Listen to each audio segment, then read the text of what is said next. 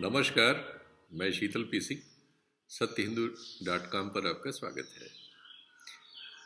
कल तक 292 सीटों पर उत्तर प्रदेश में मतदान हो चुका है। कुल 403 सीटें हैं, तो लगभग आप कह सकते हैं कि 3/4 सीटों पर मतदान हो चुका है।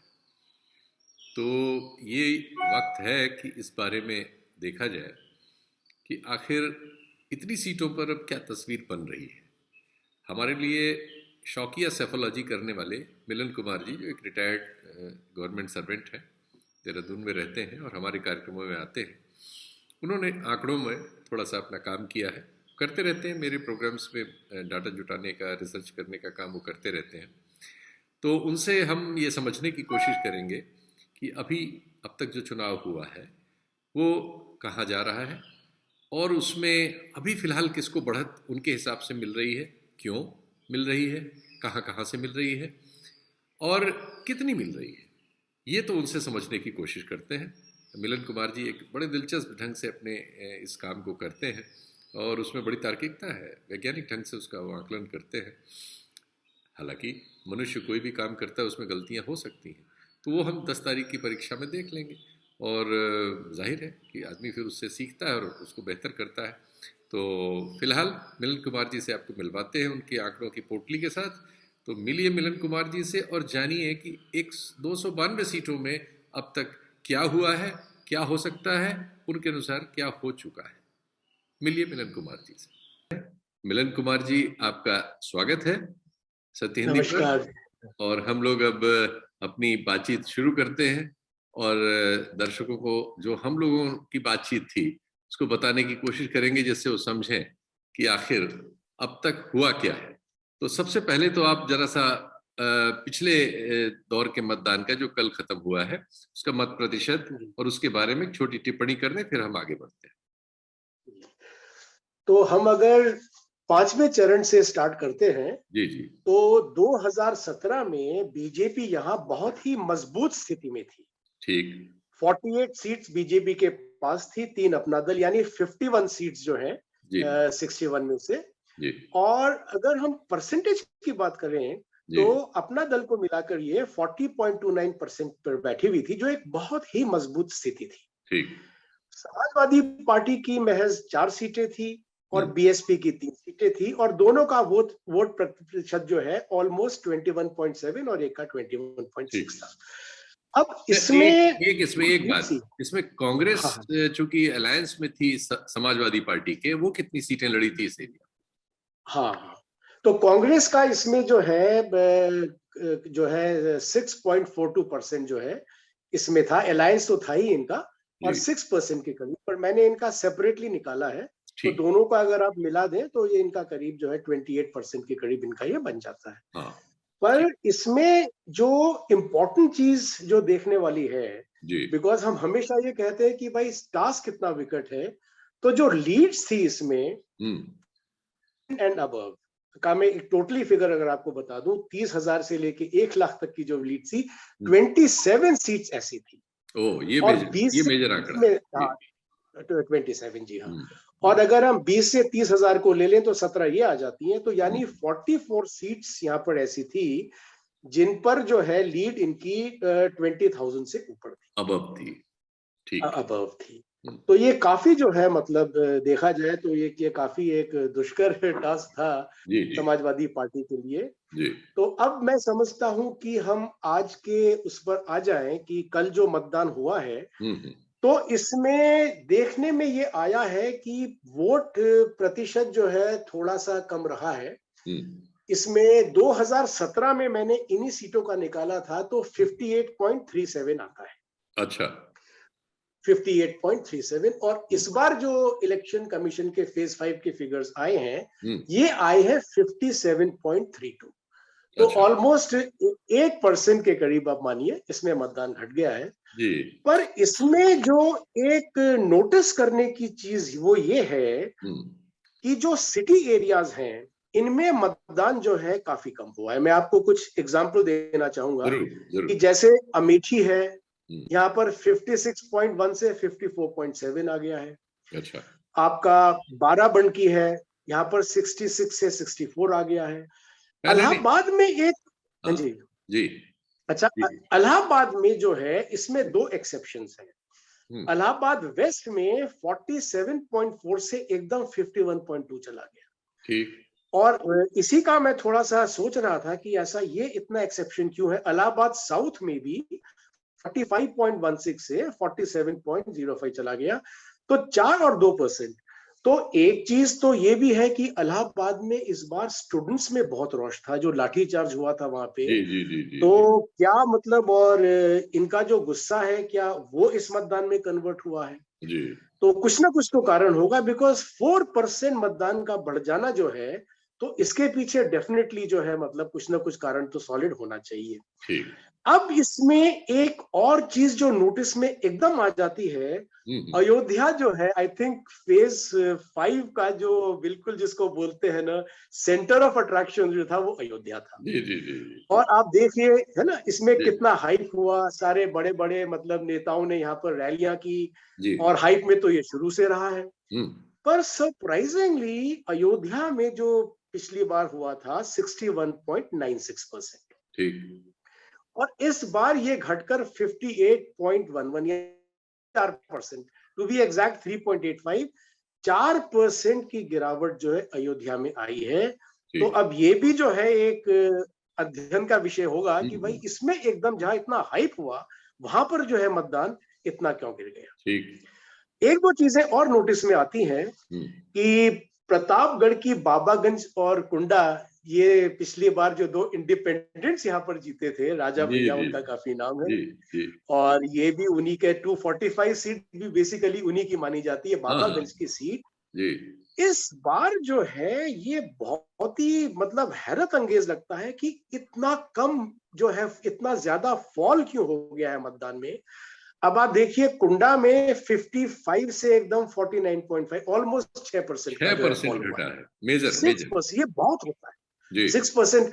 मैं ऐसी एवरेज लगा रहा था कि एक कॉन्स्टिट्यूएंसी में एवरेज करीब आपका 2,15,000 वोटर्स होते हैं एवरेज। ठीक। तो 6% का मतलब यह है कि 12,000 कम लोग यहाँ पर वोट डालने के लिए आए। ठीक। तो 12,000 जो है ये एक बड़ा सब्सटैंशियल फिगर होता है। ये शायद तीन लाख ऐसे ही पंद्रह अगर हम, हजार होते हैं, 2 15 नहीं, 3 15।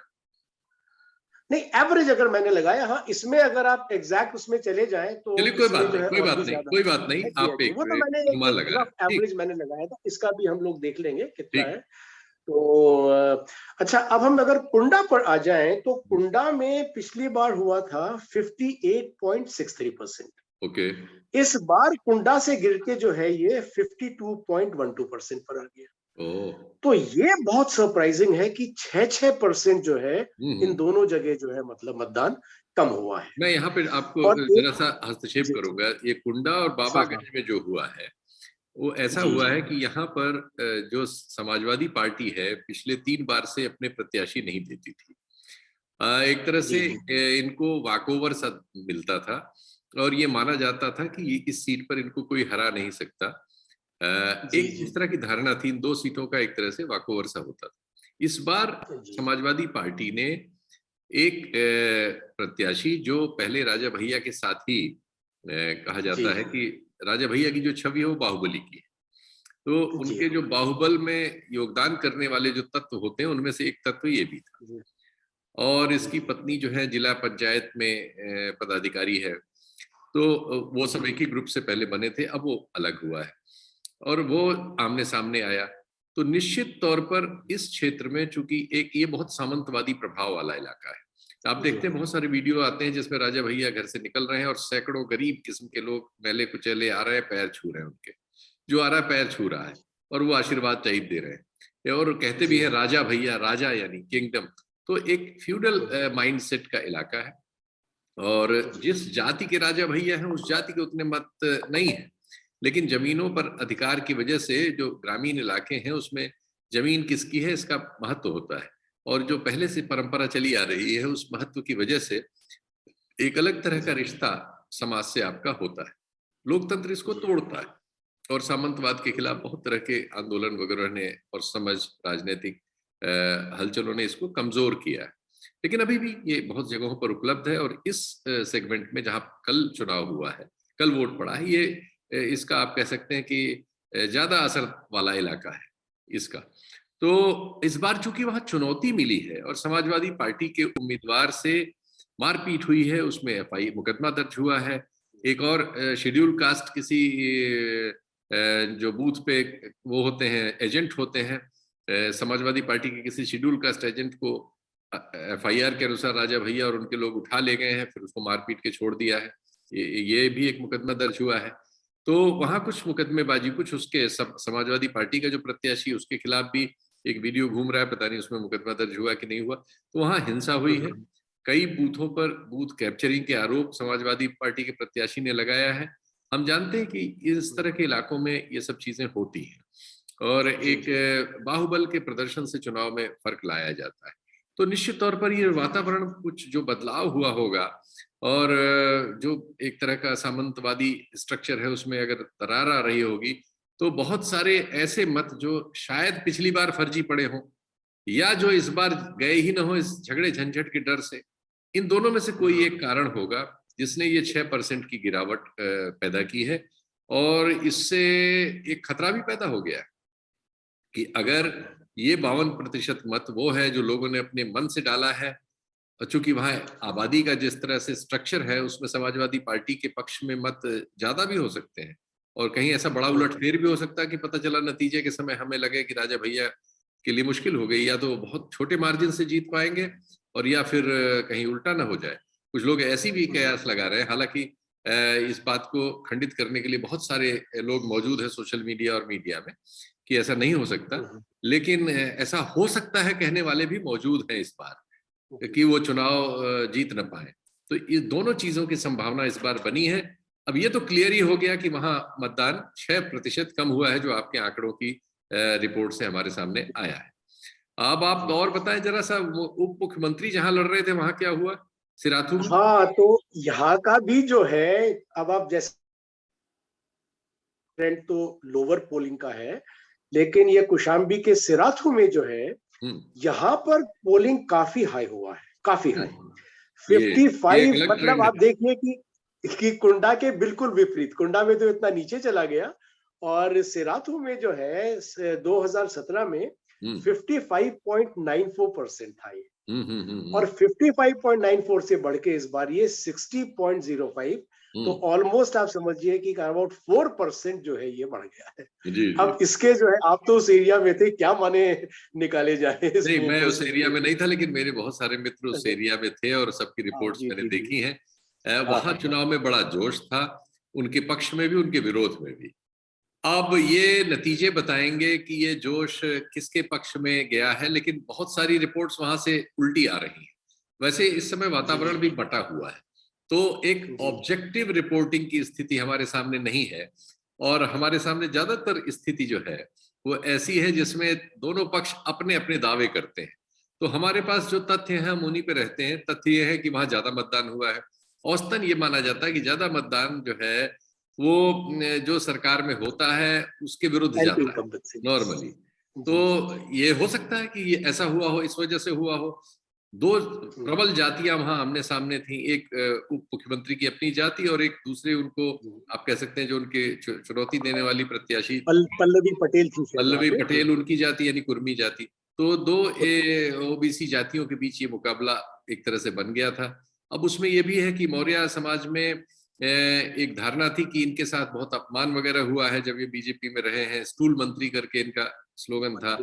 तो हो सकता है कि नौजवानों वगैरह को बहुत ये लगा हो कि ये तो अपमानित होने के लिए वहां रहते हैं और कौम का अपमान करते हैं, तो हो सकता है उन्होंने प्रतिरोध में कहीं सपा को न वोट दे दिया हो। और उल्टा भी हो सकता है, आज ये जो कुर्मी जाति के लोग हैं जिससे पटेल लड़ी थी, इस जाति के लोग भाजपा को वोट देते रहे हैं और उनकी बहन जो अपना दल के रूप में भाजपा की सहयोगी पार्टी है वो भी वहां प्रचार करने गई थी।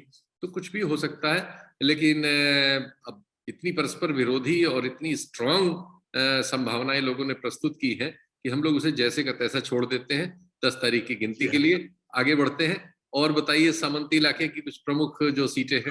आपने दो कॉन्स्टिट्यूएंसीज का आपने जिक्र किया था, उनका भी मैंने डाटा निकाला है। एक तो पट्टी का, जी पट्टी बहुत महत्वपूर्ण है, वहां से कैबिनेट मंत्री मोती सिंह चुनाव लड़ रहे थे। अच्छा अच्छा, अब आप देखिए कि पट्टी का भी हाल वही है जो बाबागंज और कुंडा का है। अच्छा। यहाँ पर जो है 2017 में 61.3% पोलिंग हुआ था, ठीक। और वो 61.3 से गिर के 56.6 पर आ गया। ओ, तो तो प्रतापगढ़ का ऑलमोस्ट आप यही देखिए। ट्रेंड है। ये भी सामंती इलाका है, मोती सिंह राजपूत जाति से आते हैं। वो राजा भैया की तरह तो नहीं विख्यात कुख्यात है, लेकिन चूंकि वो राजपूत जाति से आते हैं और वहां जो मुकाबला था पिछड़ी जाति के एक उम्मीदवार से था, तो कुर्मी जाति से आते हैं। कुर्मी जाति का अच्छा खासा वहां वोट है, मौर्य भी वहां वोट है। वहां पिछड़ी जातियों में एकता मैंने देखी थी। चुनाव से करीब 15-20 दिन पहले, एक महीने पहले, मैं इस इलाके से 2-3 बार मैंने सर्वेक्षण किया था। तो मैंने वहां पिछड़ी जातियों में बहुत मतलब आप कह सकते हैं एंटी इनकम्बेंसी देखी थी, और सरकार के विरुद्ध उनका वातावरण था, मंत्री जी के विरुद्ध था। वहां भी झगड़े की शिकायतें आई हैं। तो जहां जहां इस तरह के सेंसिटिव सीट्स हैं, वहां मतदान में बल प्रयोग की स्थिति बनी है। तो ये सीट भी गंभीर हो गई है। ये बिल, और ये वैसे भी ये बहुत मार्जिन इसमें नहीं रहता। पिछली बार कितना मार्जिन था इसमें, अगर आप बता सके? पट्टी का जो 2017 है में पट्टी में कितना मार्जिन था? 249 जो है, एक मिनट में आपको बताता हूँ। जी। इसमें जो है यहाँ पर बीजेपी के आए थे 75,000 वोट इसमें। हम्म। और एक मिनट, एसपी और बिल्कुल जो है आपने जैसे ही मार्जिन कहा, हम्म। तो मेरे को बड़ी हैरत हो रही है कि इसमें तो बहुत ही मामूली मार्जिन था, पिछहत्तर मैंने हजार कहा और ना आपसे, ये बहुत चुनौती वाली तिहत्तर सीट है। कितना मार्जिन था? बहुत ही कम मार्जिन जो है इसमें। यस। और अच्छा, यहाँ बीएसपी का भी बहुत अच्छा प्रेजेंस हाँ, रहा है, लेकिन फोर्टी कितना सिक्स मार्जिन थाउजेंड था, वोट ये खुद। बताइए। मार्जिन कितना था सपा से? तो इसमें आप देखिए 750 थे, मुश्किल से 400 का मार्जिन था इसमें। 400 वोट का? तो देखिए आप। 100, आप देखिए ना। ये सेवन तो ये तो फाइव ये सीट जीरो ये सीट निश्चित तौर पर मंत्री जी के लिए बहुत कठिन सीट है, बहुत। क्योंकि ये यस पिछली यस बार ही यस। जो मार्जिन है, ये मार्जिन विवादास्पद मार्जिन है। और जी जी। ऐसा होता है कि इस तरह के मार्जिन वाली सीटों पर प्रशासन ये देखता है कौन जीत रहा है, थोड़ा बहुत उसमें धक्का मुक्की हो जाती है। हाँ हाँ। ऐसी शिकायतें मिलती हैं, इसलिए हम उसको कह सकते हैं। तो इस बार तो ये तो चुनौती है मात्र बहुत। 386 बहुत 386 कठिन, का मार्जिन। बहुत कठिन, बहुत। और आप कह रहे हैं बीएसपी वेरी। को भी वोट मिला था, मैं जानता हूं उनके साढ़ू ही बीएसपी से लड़ते थे। इस बार ओ बीएसपी उस तरह से चुनौती में नहीं है। तो ओ। इसलिए ये सीट बहुत कठिन है। और देखते हैं नतीजा क्या होता है। ऐसा यहाँ कई चुनाव हो चुके हैं, मुझे थोड़ा सा इसके बारे में पता था। जी। और बताएं। हाँ। और और ऐसी। एक आपने गोंडा का आपने पूछा था। जी। तो गोंडा में भी जो है इतना तो नहीं, पर हाँ मार्जिनल फॉल करीब 1% का गिरावट यहाँ भी आई है। 56.54 पिछली बार था, जी। और इस बार जो है ये 55.49, तो करीब 1% की गिरावट जो है ये ये गोंडा सीट में भी ये आई है। सीट बहुत महत्वपूर्ण है, गोंडा। और ये पूरा देवी पाटन मंडल में एक राजनेता है ब्रजभूषण शरण सिंह, जो ब्रिजभूषण। कुश्ती फेडरेशन के अध्यक्ष हैं, सांसद हैं कैसरगंज से। और भाजपा के बड़े नेता हैं उस इलाके में। ये अघोषित डिप्टी चीफ मिनिस्टर के तौर पे जाने जाते हैं। ये हेलीकॉप्टर से, अपने प्राइवेट हेलीकॉप्टर से इस समय चुनाव प्रचार कर रहे हैं। इनके पास बहुत सारे कॉलेजेस हैं जिसमें लाखों विद्यार्थी पढ़ते हैं। और अखिलेश यादव ने अपने भाषणों में वहां आरोप लगाया था, उनको माफिया कहा था। इनके ऊपर पहले बहुत सारे क्रिमिनल मुकदमे थे, जो अब पता नहीं है कि नहीं है। और इनको ये भी कहा था कि ये यहाँ नकल कराते हैं अपने कॉलेजों में। इस तरह के आरोप इन पर विपक्षी दलों ने लगाए थे। तो खैर, ये इलाका भी एकदम सामंती इलाका है। और यहाँ एक बहुत लंबे समय तक कांग्रेस के एक नेता थे, अन्नू भैया करके, राजा थे, वो भी राजा मनकापुर कहलाते थे। उनका बहुत वर्चस्व था। धीरे धीरे वो टूटा। ये लोग उनके सहयोगी थे पहले, फिर ये अलग हुए, फिर इनका अपना वर्चस्व हो गया, और अब इनका वर्चस्व है। और इसको लेके वहाँ एक अघोषित सा, सबसे पहले तो ब्राह्मण जाति जो है, जिसकी बहुत बड़ी जनसंख्या है वहाँ, उसमें मरमरी होती है। उसके बहुत सारे लोग उभर के आ रहे हैं सामने, भारतीय जनता पार्टी में भी और दूसरी पार्टियों में भी। और पिछड़ी जातियों की बहुत बड़ी घनत्व वाली आबादी है, जिनमें उतनी चेतना नहीं है, लेकिन मरमरिंग उनमें भी है। और मुस्लिम आबादी भी काफी है इससे सटे हुए इलाकों में। उनमें जरूर एक खलनायक नायक आप कहिए, एक इलाके में, वो आजकल जेल में बंद है, रिजवान जहीर करके, वो इनके प्रतिद्वंदी होते थे। तो वो हिंदू मुस्लिम आराम से हो जाता था उसकी वजह से, और उसका फायदा इनको मिलता था। लेकिन अब ये मतलब पिछड़ी जातियों में से और ब्राह्मण समाज में से चैलेंजेस आ रहे हैं। ये गोंडा की सीट पे इनके पुत्र जो है वो एमएलए थे पिछली बार, और लेकिन उनका मार्जिन भी आप देखेंगे शायद 10-12 11-12 हजार ही नहीं, था। इनका इनका जो है पिछली बार का मार्जिन जो 40, था बिलो 20,000 हाँ वाले करीब में। 12 यहाँ। अच्छा, यहाँ पर जो है बीएसपी की परफॉर्मेंस ज्यादा अच्छी थी कंपेयर टू समाजवादी पार्टी। हाँ ठीक, 46,000 ये ठीक, समाजवादी हाँ गठबंधन करेक्ट, तीसरे पे था। करेक्ट। तो इस बार, करीब इस आपका 12,000 हाँ 12,000, 12,000 इस का बार मार्जिन। वहां बीएसपी की परफॉर्मेंस उस तरह से नहीं है, और मुस्लिम वोट्स में बिल्कुल डिवीजन नहीं है। ये सीट भी बहुत कठोर, मतलब कठिन चुनौती वाली हो गई है। और इस बीच वो जो वहाँ राजनीति में इनके जो प्रतिद्वंदी थे, पंडित सिंह नाम के नेता थे जो खुद भी मंत्री रह चुके थे, उनकी मृत्यु हो गई थी कोरोना से, तो उनके भतीजे लड़ रहे हैं। हो सकता है कुछ सिंपैथी का भी इशू हो। तो इस सीट पर ब्रजभूषण शरण सिंह जी का एक बयान वायरल है, जिसमें उन्होंने कहा था कि अगर गोंडा की सीट हार जाएंगे तब तो बीजेपी चुनाव ही हार जाएगी। उन्होंने इस तरह का बयान दे दिया था। तो देखना होगा, लेकिन मुझे लगता है कि ये सीट भी बहुत कठिन है भाजपा के लिए और ब्रजभूषण शरण सिंह के लिए। और ये चुनाव में जो नतीजा आएगा, अगर ऐसा आया कि वो नहीं जीत पाए, तो वहां उस इलाके में बड़े फेरबदल का एक रास्ता इस चुनाव के नतीजे से पैदा होगा। और बताएं, अयोध्या पे बताएं थोड़ा सा। हाँ, अयोध्या का तो जैसे मैंने जिक्र किया था कि अयोध्या में भी जो है, जो इतना चर्चा में रहा है, तो ये ऑलमोस्ट 62 पकड़ लीजिए, 62 से गिर के ये 58 पर आ गया है। ऑलमोस्ट 3.85 का टू बी एग्जैक्ट, मतलब 4%। यहाँ ये चीज जो है, मैंने बहुत सोचा अयोध्या में तो मतदान बढ़ना चाहिए था। अब मैं इतनी आपको हाइप बताता रही। हूँ, मैं कल वहां था, आप कुछ बताइए। कल वहां मैं था, और मैं चकित था कि मतदान में 2 बजे ही मैं पहुंच गया था, 1-1:30 बजे करीब।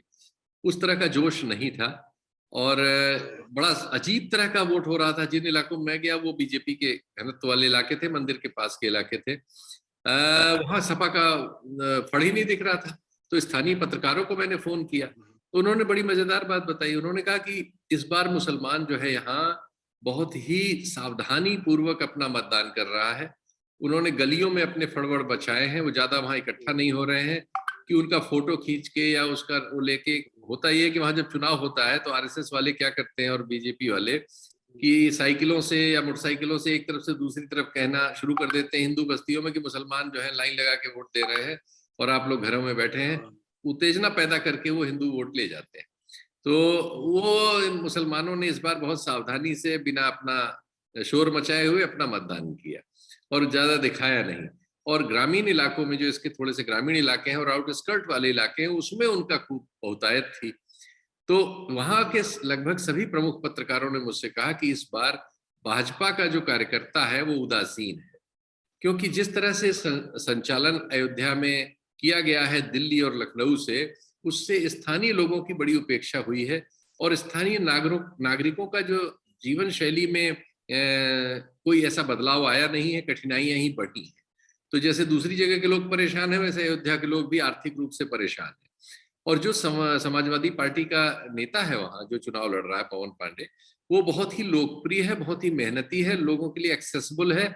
और बीजेपी के जो एमएलए जिनको रिपीट किया गया है, गुप्ता जी को इस बार चुनाव में उम्मीदवार के तौर पर, वो बहुत ही उनके बारे में आरोप थे कि वो लोगों से मिलने जुलने में कंजूसी करते हैं, और थोड़ा सा चूंकि उनका हाई कमान वगैरह से लिंक है तो वो लोगों को गंभीरता से नहीं लेते। ऐसी शिकायत तो खैर ज्यादातर जगहों पर लोगों के बारे में रही है इस चुनाव में, बीजेपी के विधायकों के बारे में, लेकिन ये शिकायत वहां बड़ी हो गई है।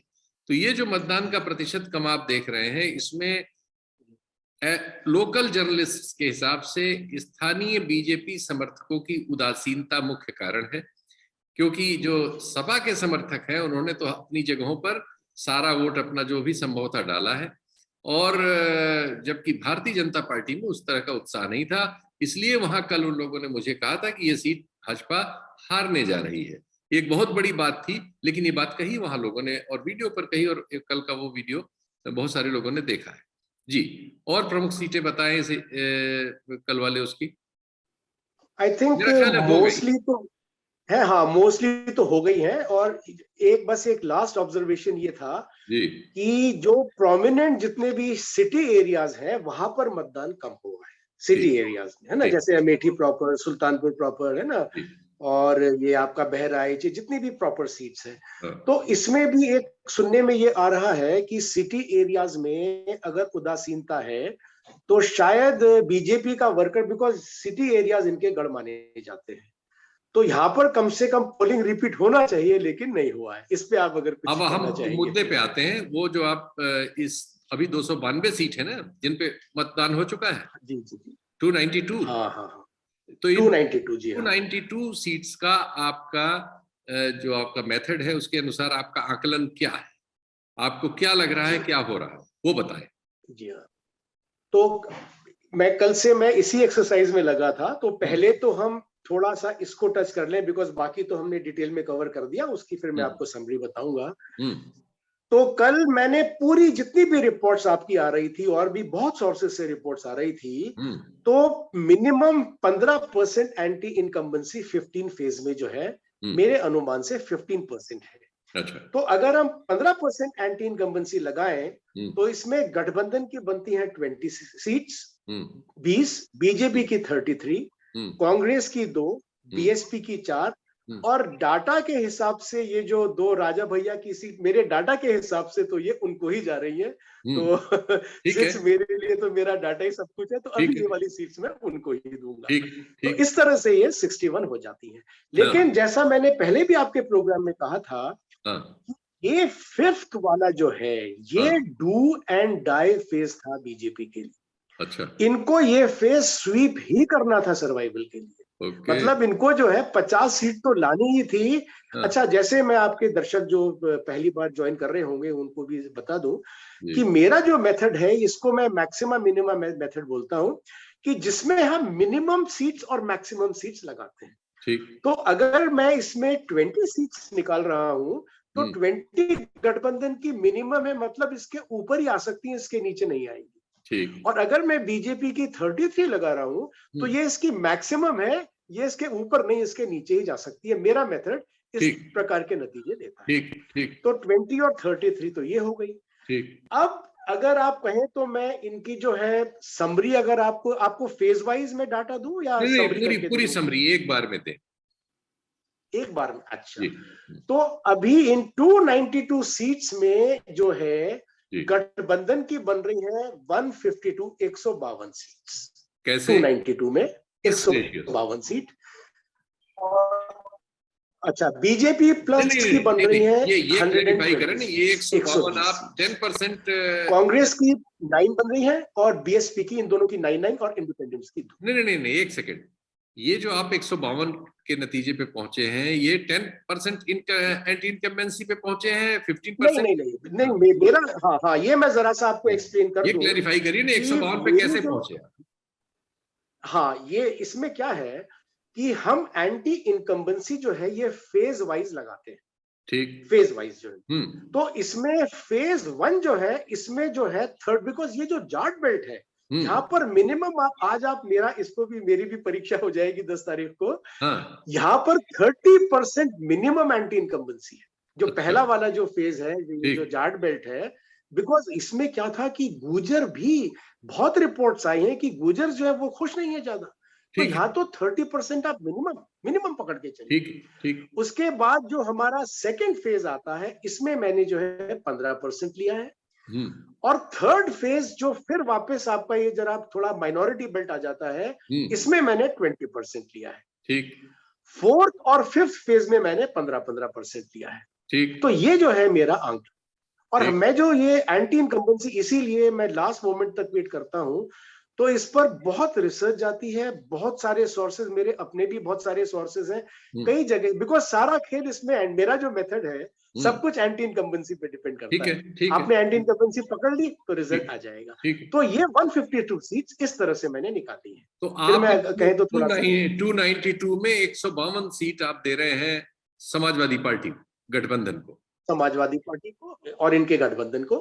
ठीक। 120 सीट मेरे हिसाब से बीजेपी प्लस की आ रही है, अच्छा। बीजेपी प्लस की 9 और 9 सीट कांग्रेस की, 9 सीट जो है बीएसपी की और 2 इंडिपेंडेंट्स की। तो इनको अगर आप जोड़ लें तो मैं समझता हूँ 292 हो जाती है। ठीक है, ठीक है। तो बढ़िया है, आपने एक आकलन किया है। इस आकलन को भी हम लोग दर्ज कर लेते हैं। 10 तारीख को जब नतीजे आएंगे तो देखा जाए। जी जी जी, बिल्कुल। तो मिलन कुमार जी का आकलन और आप लोग के थोड़ा सा सामने मैं है। आपको हाँ एक जी, दो बातें और मैं रखना चाहूंगा जी, बिफोर वी क्लोज। जी, मैं जो है देख रहा था 6th और 7th, अभी डिटेल में तो हम जाएंगे, जैसे आप भी वहां पे ग्राउंड पे रहेंगे। जी, लेकिन क्या था कि 4th और 5th फेज जो है जी, ये बीजेपी के लिए सबसे अनुकूल थे। जी। मेरी भी ये ऑब्जर्वेशन है और मैं समझता हूँ जितने भी एक्सपर्ट्स और सभी की थी, ऑब्जर्वर्स को मैं सभी की सुन थी, रहा था, सबका ये सभी मानना की था थी। कि 4th और 5th। जी, पर मैं जब 6th और 7th फेज का डाटा देखता हूं तो सबसे कमजोर स्थिति बीजेपी की 6th और 7th फेज में है।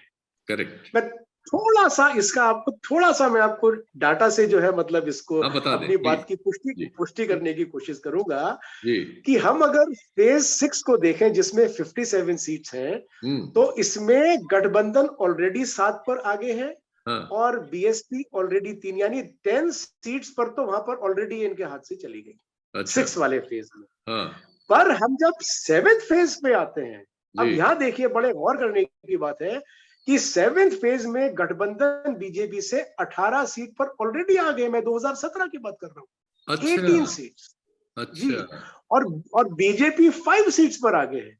तो अब अगर हम इनको जोड़ लें तो 33 सीट्स तो आपकी वैसे ही हट जाती हैं, जहां ओ, बीजेपी ऑलरेडी 2017 में हार चुकी है।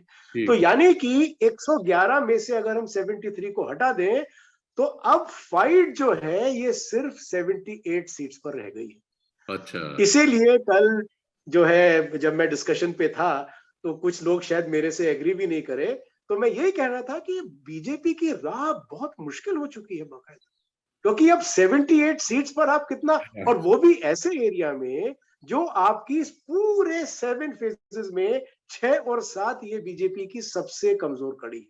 तो मेरा डाटा शीतल जी ये बोलता है।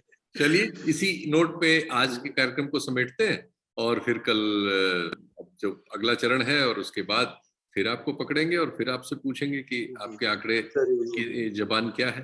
और 10 तारीख को सारे आंकड़ों के साथ और सारी घोषणाओं के साथ बैठेंगे। नमस्कार। सत्य हिंदी का ऐप डाउनलोड करें गूगल प्ले स्टोर पर।